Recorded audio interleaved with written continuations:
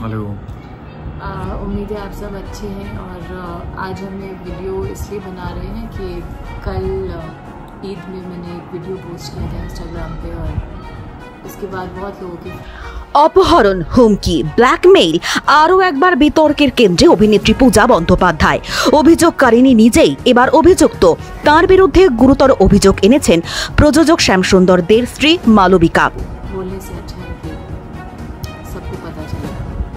ये लास्ट 2 से 3 महीने हमारे लाइफ के তিনি সমাজ মাধ্যমে জানিয়েছেন গোয়াতে তার স্বামীকে অপহরণ করেছিলেন পূজা ও তার স্বামী কুনাল।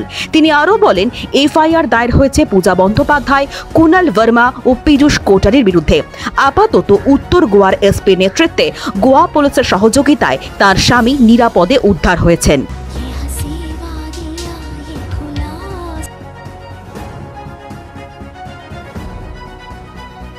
মালবিকা তার পোস্টে আরও লিখেছেন, ব্যবসায়িক সফরে গোয়ায় থাকাকালীন শ্যাম যখন একটি ভাড়ার গাড়ি চালাচ্ছিলেন তখন হঠাৎ পূজা ব্যানার্জি নেতৃত্বাধীন দল তার পথ রোধ করে। তারপর তাকে একটি অজানা স্থানে জোর করে নিয়ে যায়। সেখানে শ্যামকে শারীরিকভাবে লাঞ্ছিত ও মানসিকভাবে নির্যাতন করা হয়।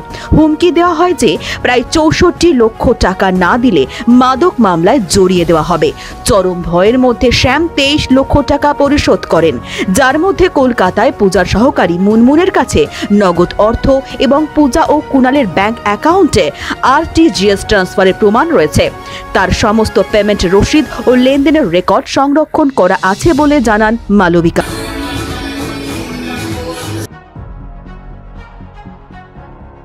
মালবিকা তার দীর্ঘ পোস্টে আরও লিখেছেন, এই ঘটনা শুধুই একটি গুরুতর অপরাধ নয়, এটি একজন বন্ধুর প্রতি বিশ্বাসঘাতকতা ও বিশ্বাসভঙ্গ। শ্যামের ওপর শারীরিক ও মানসিক নির্যাতনের পাশাপাশি আমাদের পুরো পরিবার এই ঘটনার ফলে গভীর মানসিক ক্ষতির সম্মুখীন। আমরা সম্পূর্ণ আইনি পথে বিষয়টি মোকাবেলা করছি। বিচার ব্যবস্থার ওপর আমাদের পূর্ণ আস্থা রয়েছে। আমি সকল সৃজনশীল সমাজের সদস্যদের সতর্ক থাকার আহ্বান জানাই। এ প্রসঙ্গে পূজা ও তার স্বামীর কোনো বক্তব্য এখনো জানা যায়নি। ফোনে যোগাযোগ করা হলেও কিছুই বলতে রাজি হননি পূজা। কিছুদিন আগেই সমাজ মাধ্যমের পাতা একটি ভিডিও পোস্ট করেন তিনি। সেখানে দেখা গিয়েছে চোখ মুখ সব লাল, হাউ হাউ করে কাঁদছেন অভিনেত্রী।